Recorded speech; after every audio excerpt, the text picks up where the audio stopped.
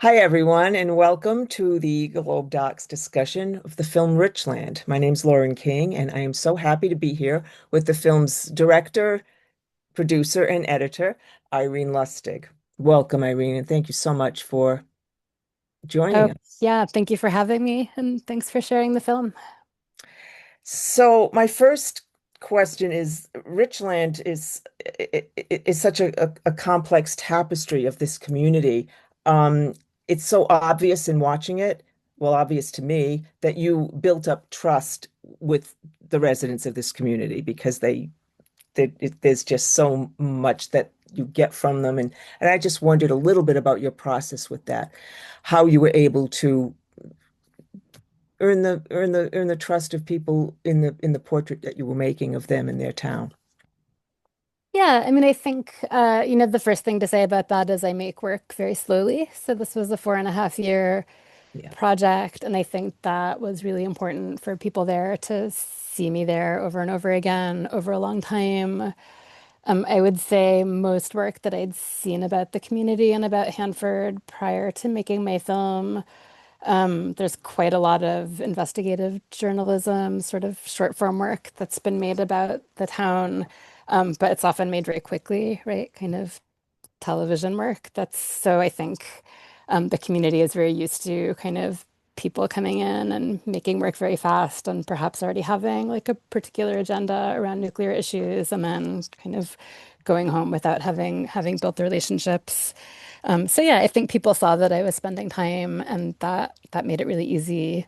And I think in general, I mean, these are like simple, it's like a simple thing to say, but I think if people feel the quality of you're listening to them and that you're kind of open to really hearing about their experience in a way that's complicated, I think people will open up. And that I think is pretty much everywhere. But I think it really helped people to understand that that's not how I work. I would tell people, like, I'm not an investigative journalist. I'm not just showing up. I don't have an angle.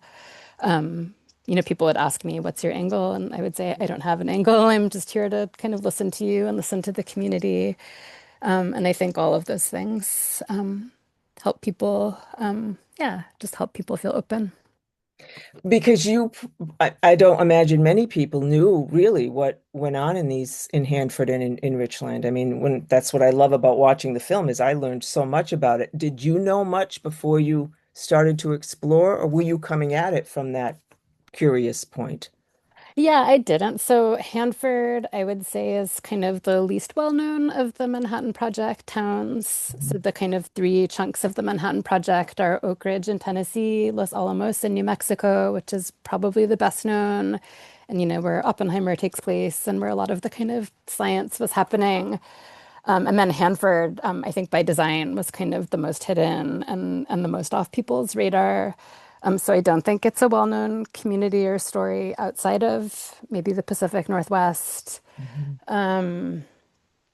And yeah, so I learned about the community completely by accident. I was there while I was shooting a previous film that was not at all about nuclear issues, but was a film that I was making through a process of traveling across country. So I filmed, it's called Years in Sisterhood, and it's a film that I made in 32 different states. And I was just kind of moving from place to place. So I happened to be in Richland for 24 hours while I was shooting this previous film. And just became really, as you see in the film, it's kind of full of very visual reminders of the community's nuclear heritage. So I got interested, and I think when maybe also back to your question about kind of building trust and what was my framework coming in and how did I present the project, I think it's important to say that I did not come into this project necessarily wanting to make a nuclear issues film. But I Mhm. think what I'm really always invested in is thinking about communities that have complicated histories, that have histories that are unresolved, kind of what it means to work through a history that's, difficult, complex, kind of debated, not fully resolved. And that was really, I think, what interested me from the beginning. So it was kind of less about having a big angle about nuclear issues and really kind of immediately sensing like this is a community with something that's still being worked through in its history. And I was interested in that. Yeah, yeah.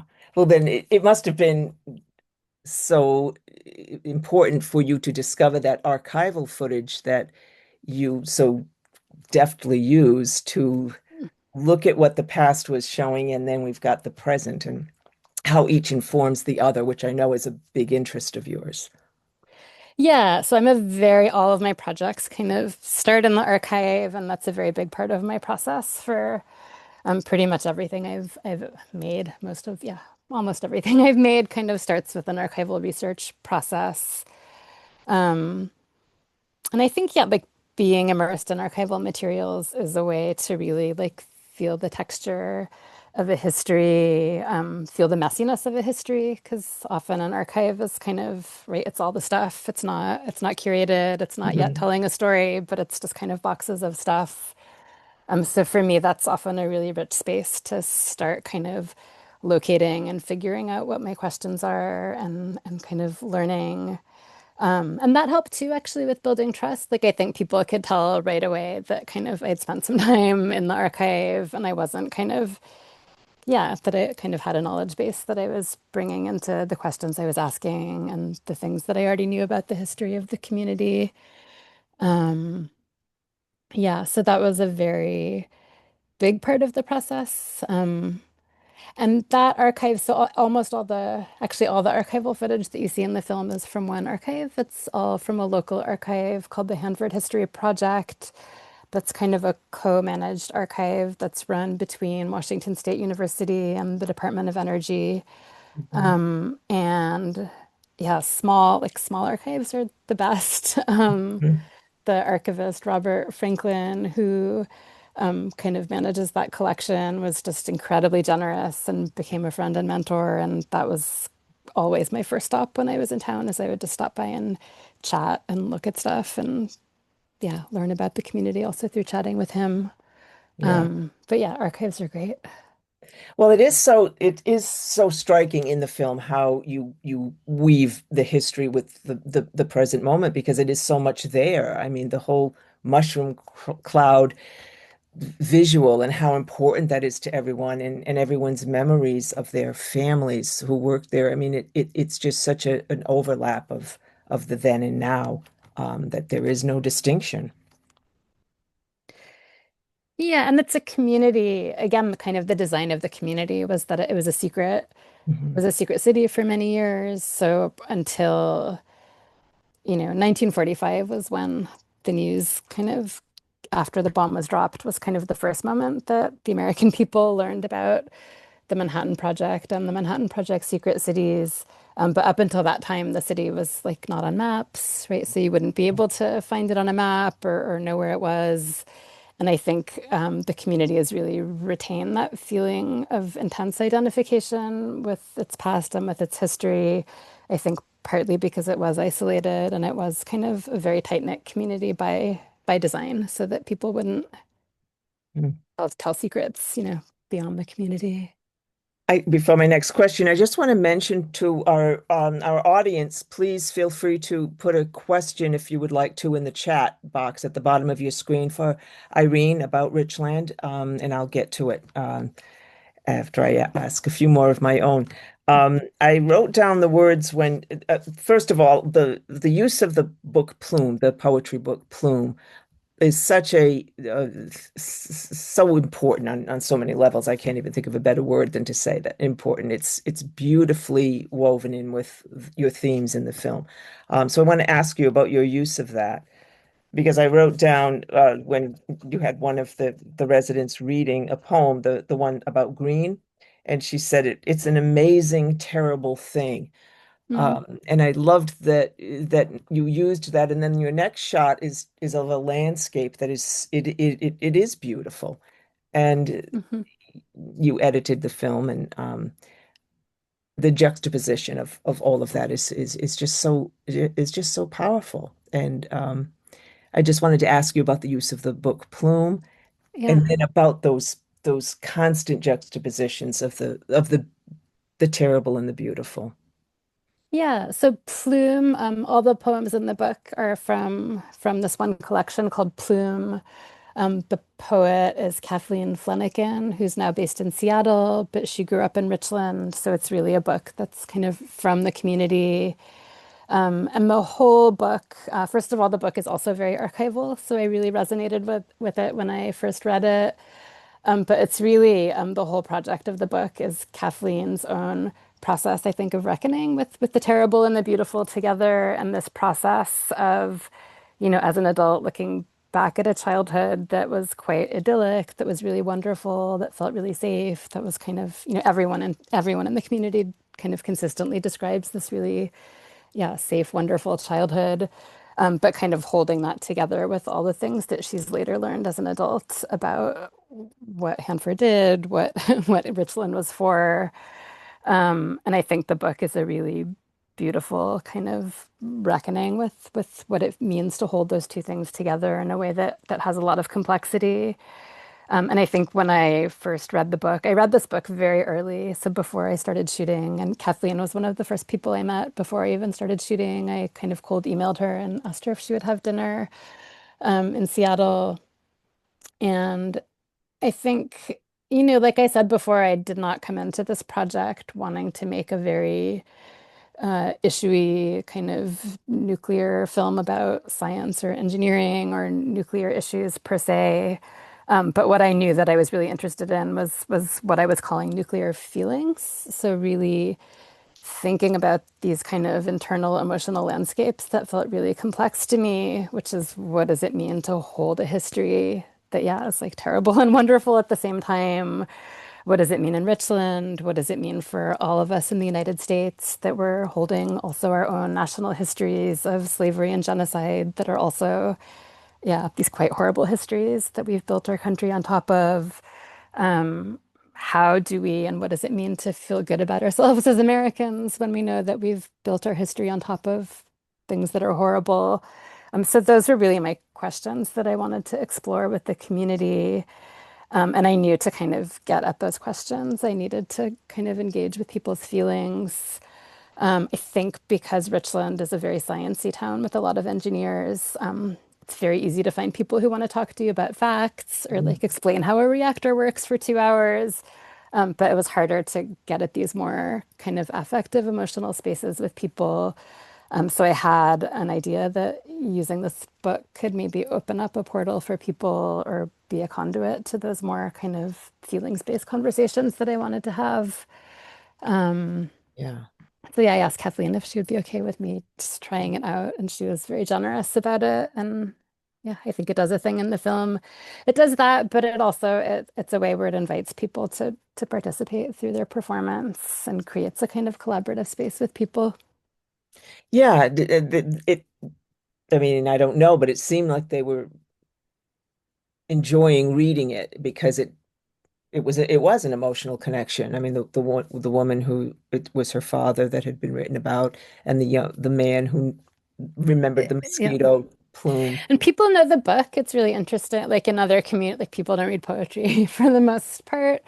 But again, because of the kind of very specific nature of this community and its history, I think people in town tend to be really aware of when something is written about the town, or if there's a book, or there's a film, or when my film came out, or when Kathleen's book came out, people in the community, yeah, people know her book. And so people would like pick their favorite poem, which they already kind of knew which poem they wanted to read. So people already also had a relationship with her writing. Yeah, yeah, yeah. We do have a few questions, Irene, so I'm just going to plunge in there. How widely has the film been seen in Richland, and how has it been received there by people in the film and others as well? Yeah, the film has screened quite widely in Richland. The film premiered outside of Richland in New York City in June of 2023. And then in the fall, I was able to bring the film back to do a pretty big community screening in Richland. So that was, yeah, a very scary and wonderful event where hundreds of people from the town, it was a big thing. We were like front page above the fold in the Tri-City Herald, which is the paper of record for the Tri-Cities for Richland. So yeah, it was definitely a event that the community took notice of, and a lot of people came. So that happened, and then shortly after that, it actually got booked at a multiplex, which is so funny and weird for an independent film like mine. That never happens. But a local kind of family-owned multiplex Yeah.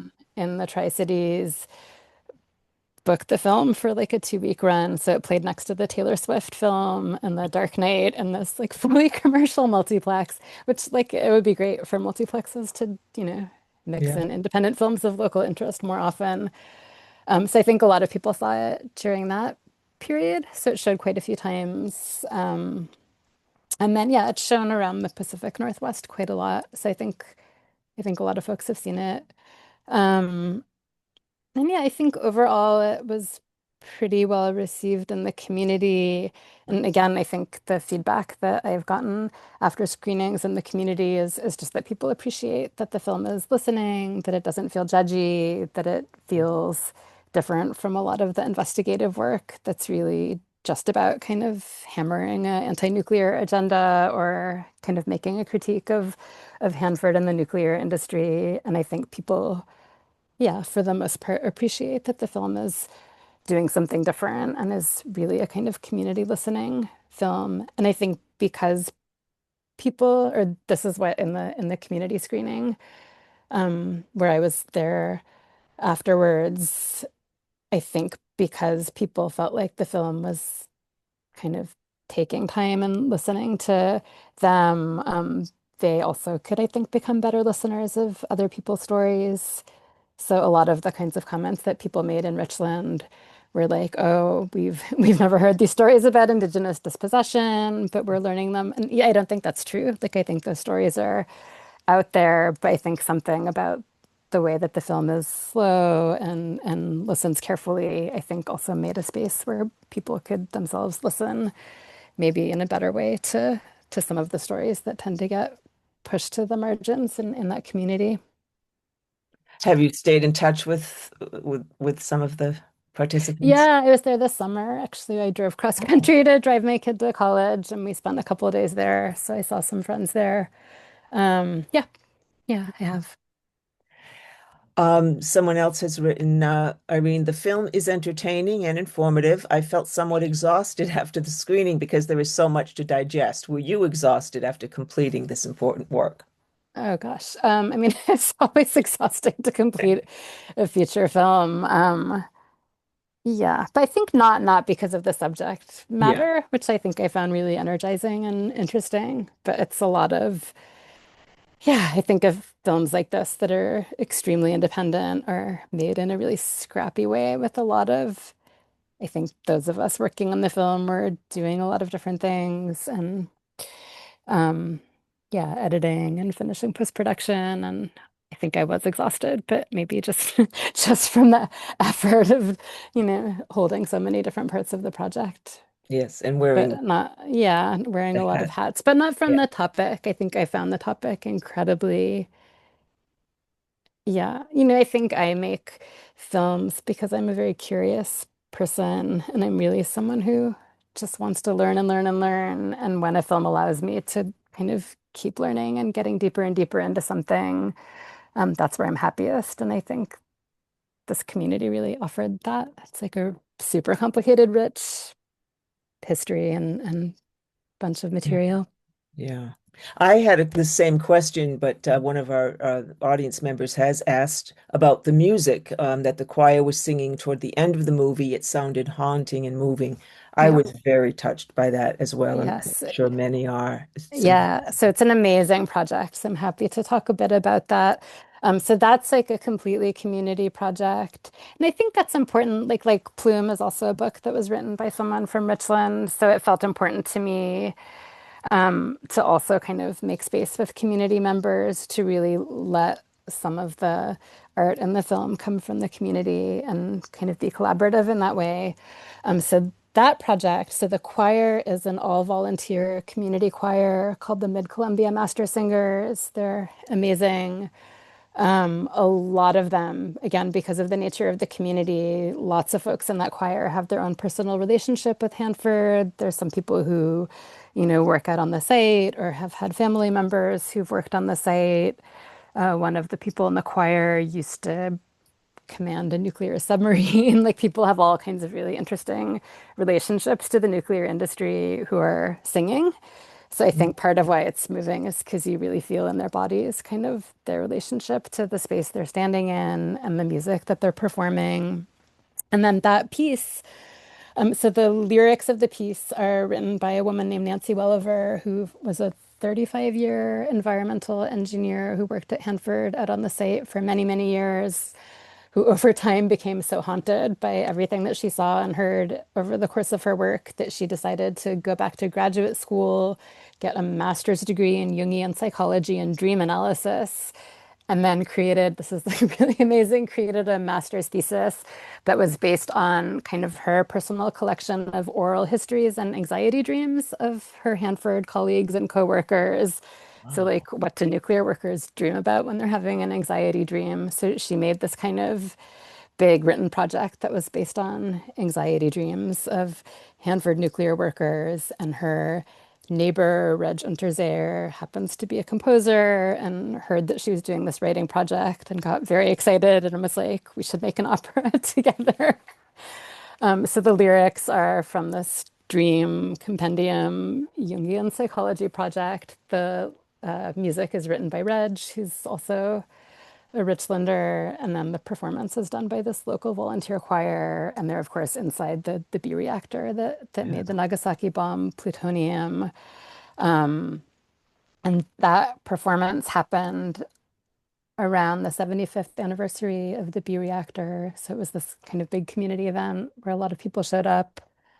Um, and yeah, it is very kind of haunting and extraordinary. And I think you just feel all of those layers of history that people are holding in their bodies and are able to express in music in a really different way than they might be able to express in like an interview.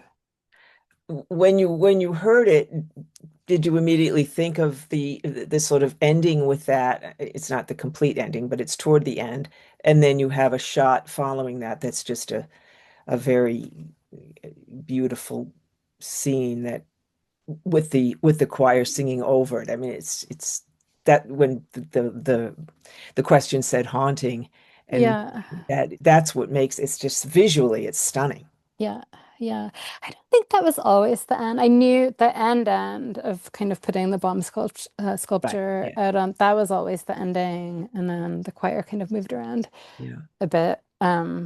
Yeah, I knew it was very important when I was there and when I was witnessing that performance, but I didn't know it was the end right away. And I never, like, I don't script my structure at all. So I'm really an editor, and I really want to discover the structure through spending time with the material. So Yeah. I'm yeah, I often don't know where things will be until they're there.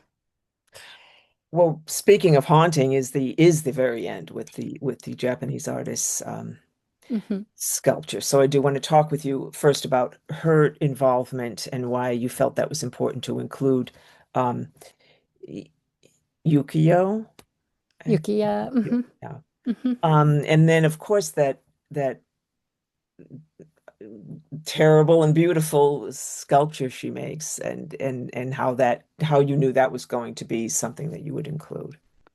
Yeah, so there's a few things I can say about that. I think one thing that's important is I thought a lot about not filling the film with images of archival mushroom clouds. Like I think actually the most common image that we see over and over again that invites us to think about the nuclear industry or nuclear bombs are those archival images that are, some from Japan and then a lot of images from the US nuclear weapons testing program in the Nevada test site and Marshall Islands. So there are these very iconic mushroom cloud images that I think are used in almost every other film about nuclear history. And I thought a lot about not wanting to use that kind of image of the bomb, partly because I think it's a really distancing image that makes the bomb feel like it's in the past. And I feel like it's important to think in a more complex way about the bomb as kind of an ongoing thing that we continue to live with and continue to reckon with. So I didn't want to like contain it to the past. And also, it's an image that I think really spectacularizes the technology and that really makes the bomb again feel like this kind of singular, one-time, extraordinary event. Whereas in fact, the US is the most heavily nuclear bombed country in the world. There have been over 900 atomic explosions on US soil at the Nevada test site. So it's really not actually a unique event, but it's something that happened over and over and over and over again. And as you see in the film, there are lots of complicated ways that we're all still living with the legacy of nuclear weapons production.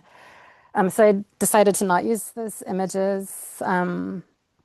And then the sculpture felt like the right way to finally, at the end, to introduce a kind of image of the bomb. But of course, it's, yeah, this ghostly, complicated, very personal image of the bomb. It's pointing downward, which is not the way usually we see the bomb kind of sideways being loaded into the plane in archival footage. So yeah, just have like that felt like at the end, it's a kind of earn moment where we can look at the bomb, but we're looking at it in this very particular way. And then the other thing I would say about bringing Yuki into the project and having that be the ending is it felt extremely important the whole time I was working on the project that I needed to figure out some way to represent a Japanese perspective or Japanese voice in the film. But also, I felt really committed to it being a place-based project that's really confined to the physical space of the community and the surrounding area. So because of that, I never really considered like going to Nagasaki or even like going to Seattle, where there's a bigger Japanese community. Like it felt important to figure out how to kind of organically have that Japanese perspective or voice like emerge from the place in some way. And this felt like the right way to do that. So Yuki is like me, an outsider and not from the community, but she's also someone who, through her activism and because of her personal history, has been quite involved in different ways with thinking about Hanford issues for a while. So she seemed like someone that I could bring into the project. I met her in a Zoom kind of stakeholder Zoom meeting that the National Park Service was hosting, where they were trying to learn from different kinds of stakeholders who maybe felt that their stories were not fully told in the kind of like the B reactor and the other national park site spaces. So she had been invited to kind of share as a Japanese atomic survivor. Um, yeah, so I met her there. I think I also felt right away like we're the same age, and she also her work like mine, I think, although it's very different, it's sculpture, but it's work that's also really invested in holding the complexity of history. Yeah. So I felt really like a sense of resonance with her work right away. And then I knew, so summer 2021 is when they did the ceremony that you see in the film, and that was the ceremony in the park, the outdoor one that's quite small, was actually the first time ever that the National Park Service did a kind of official commemorative Mhm. event for the bombing. So I knew that this event was in the works and it was going to be the first time. And then I also knew or learned that they had not invited a Japanese speaker to speak at this event. And this was late enough in the project, it was a bunch of years in, that I felt like kind of I felt inside enough in the community that I felt it would be appropriate for me to suggest inviting Yuki and to actually bring her to town and yeah, have all of that happen. So that was quite collaborative and it was my initiative to have her come and give that speech. Um, but it felt important to do. Yeah. Yeah. Yeah. Yeah, and then the at the museum they talk about Japanese students coming in, so it was Hmm. Hmm. since we couldn't see that, I think that was important to realize the human element of the cost of what had happened. Now, Hmm. at the sculpture, at the end titles, Irene, it said that the her sculpture was temporary, and this was 2021, I think. So I Hmm. would imagine it's no longer there. No, I mean she still has the sculpture, Yeah, but yeah, it just yeah. got installed for a few hours in the Oh, it was space. just Yeah, that short. Yeah, I yeah, didn't know if, yeah, yeah, yeah. And no one, it was just us there. No one saw it, but now it's in the film. So yeah, yeah, yeah. yeah. It's quite amazing. Um,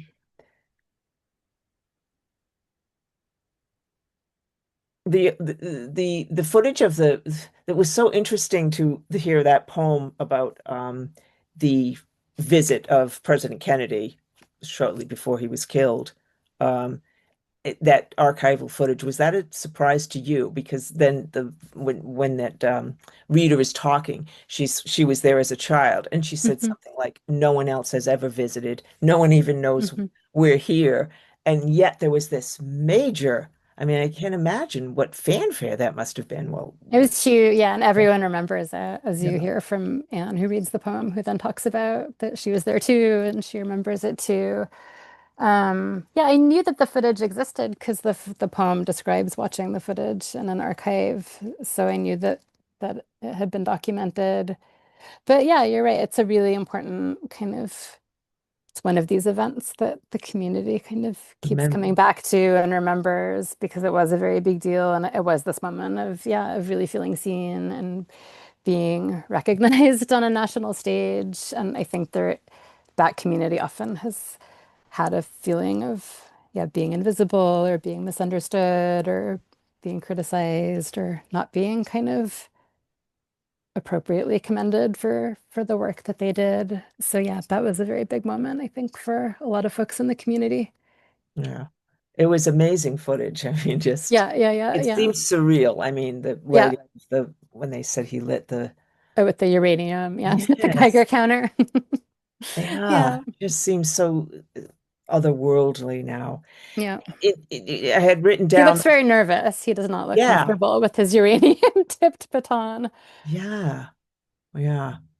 When you were talking about the mushroom cloud imagery, I had written down that so Richland is a film from 2023, which was the same year that Oppenheimer was released to so Yeah. much attention. And I just wondered if that had helped the film. Did it bring more attention to Richland? Did people make the connection? I How think so. I did mean, they're obviously very different projects with very different interests and different investments. And in a way, they're very complementary projects. I think Oppenheimer obviously is this kind of like great man of science, like history told, like funneled through a single great white man who's very important kind of Hollywood narrative. And I'm of course interested in all the other kind of marginal, small, everyday history that also is part of how these big histories happen. yeah, But yeah, I think probably yes. I do think it gave some like momentum and programmer interest to know that Oppenheimer was coming out the same summer. yeah. Back to the artist, there was a question that I want to make sure I get in. How did people react to her comments at the bell ringing ceremony? People, yeah, people kind of underreacted. I think they didn't say very much. Mhm. Um, yeah, but I think it was important for her to show up and say those things more so than that there was such a big reaction or people said anything in particular afterwards.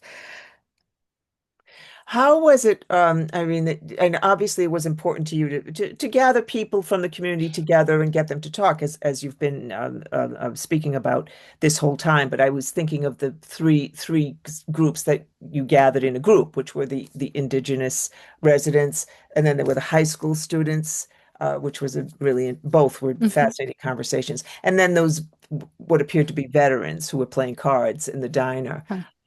So I just wondered you how you approached that, why you felt it was important that they sort of had an exchange among themselves. I mean, all three of them, I mean, you're right, those are three different groups. They kind of came about in different ways. The guys playing cribbage was their, like I just found them. So that was kind of the least orchestrated by me, but I was in that spun up shop filming something else, and they were kind of playing cribbage in the background, and we kind of just asked if we could hang out with them for a bit. So that was just luck. But not just luck. It was like knowing what's the donut shop in the community where like the old time Hanford people like to hang out. Hmm. Um, the high school students was one of the hardest things to figure out how to shoot. It was hard to get access to the high school. I mean, I think in general, high schools are very concerned about liability and risk averse. The high school was, yeah, not excited about inviting me into the high school to film in the classroom or do things like that. So I had to figure out a different way to film with young people. But like with Yuki, like these were things I knew from the very beginning. Like it is really important to make sure I film somehow with younger people. And I knew, like I have my kid is 18, like I felt very confident that younger people in the community would have a very different perspective on their own history that would be different from the kind of establishment perspective. Mhm. Um, so it felt really important to figure out how to access some of those voices and bring them in. And to do that, I ended up working. I actually hired, so one of the kids who's in the scene was also hired by me as a field producer. So he kind of cast and brought all those kids together and did a really great job. But it was kind of just through finding one person to help organize things. So that scene was kind of created or not scripted, but that group was convened Mhm. to have a discussion for the film. And then the Indigenous family, yeah, that also took a long time. So some of these things just took years and years to get to the point where it was possible to do that shooting. That was just like knowing the right person who could make an introduction to an elder in the right way. So in that case, the right person was the archaeologist who you meet earlier in the film, Mhm. who kind of drives around and shows us around the site. He's someone who had a very deep friendship and kind of decades-long relationship with that family and with all the tribal communities through his archaeology work. So he kind of became a like ally and conduit and person who was able to facilitate that introduction so that I could do that filming. Mhm. Mhm. Yeah. We do have I want to make sure I ask for people who loved, many people say how much they like the film, thanking you for making it, where they can see it or tell people where to see Hmm. it. And Yes. someone else asked about the sound. I loved the score. She writes, is there a Hmm. recording available? Ooh, no. So you can see the film. It's on the platforms. You can rent it. It's on Apple TV Plus and Google Play and all the yeah, you can rent it. So tell your friends that they can Yes, rent it. It is spread the on. word. It's commercially available for home streaming rental. Um, the sound, so there's the music of the choir that I think that is being recorded actually. So just the portion that's the choir. The choir actually, I think this past summer made a recording inside the B reactor that I Hmm. think will be released as a recording. So that I think will be out there somehow. Um, but then the actual sound design of the film I worked on, I've collaborated with the same sound designer for over a decade. Um, my sound collaborator is named Miley Colbert. We have this kind of incredibly close, wonderful creative collaboration where she's part of my projects from the very beginning. And we're kind of talking about sound and sound ideas really, really early, which I think is a little unusual. Like, I think it's more common to do sound design kind of late in the process. But where she's kind of, we're sending stuff back and forth like the whole time that I'm working on a film. Um, and so we usually start by just talking about kind of sounds and ideas and things that we're thinking about in this community. And for this film, we were thinking a lot about kind of how to sonify things that you can't see. And like this idea of nuclear contamination in the land that is very, very present, but also not visible. You can't see it, you can't sense it. What does it mean to think about sound as a way to kind of Hmm. amplify things in the landscape or in the place that you can't necessarily see with your eyes? We thought about water a lot, and the Columbia River, which has a big visual presence in the film, is super important to the community and is also very important to the history of Hanford. It's because of that river and because of its cheap hydroelectric power that Hanford was built where it was built. So that was part of the siting of this big nuclear project was because of the river. It's a beautiful river and it's this very striking kind of blue river in the middle of a desert. So we thought about water a lot. And Mm. then we've used, Miley used the choir sound a lot to, but kind of a little altered or woven into the landscape to think about kind of this, again, presence of human breath that's Mm. kind of there, but maybe you can't see it. And then I think the last element that she worked with a lot is an instrument called a wind harp that's played by the wind hitting it. I had never heard of this before. But it's basically, it's like the sound of wind that's kind of sonified by this instrument that's outdoors. And so a lot of the more kind of resonant tonal sounds in the film are made with a wind harp. And we were thinking again about wind as both a kind of, again, metaphor for these kind of things that are present that you can't see. But also wind is really important to the history of the site. It's super, super windy out there in the desert, and there used to be these huge windstorms, and partly the windstorms were responsible for funneling up a lot of these radionuclides that were quite harmful in the 40s and 50s. So yeah, that's kind of she's often using kind of field recordings and sounds from real places, but then kind of working with them creatively to make new kinds of textures and sounds. Wow. And the song Termination Wins, that Yeah, there's yeah, that yeah, as yeah, well, which is a surprising moment when yeah, yeah. singers are on that road with that Yeah. amazing I song. learned about that song in the cafe when that guy sang it. I was like, I've never heard of this song.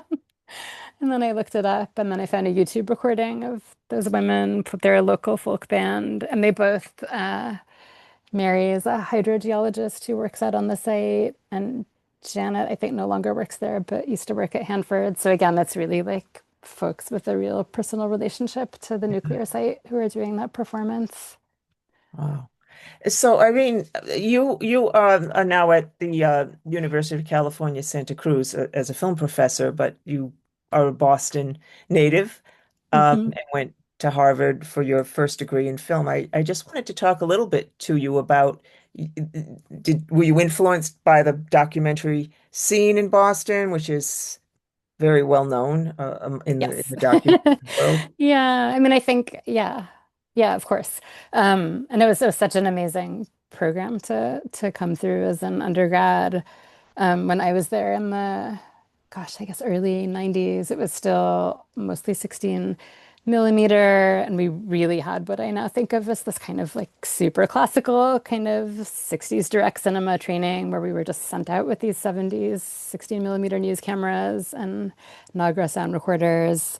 And yeah, we were just kind of making mini Fred Weisman films. And those, yeah, Errol Morris and Fred Weisman and all those people were quite present and would come do visiting things and share work.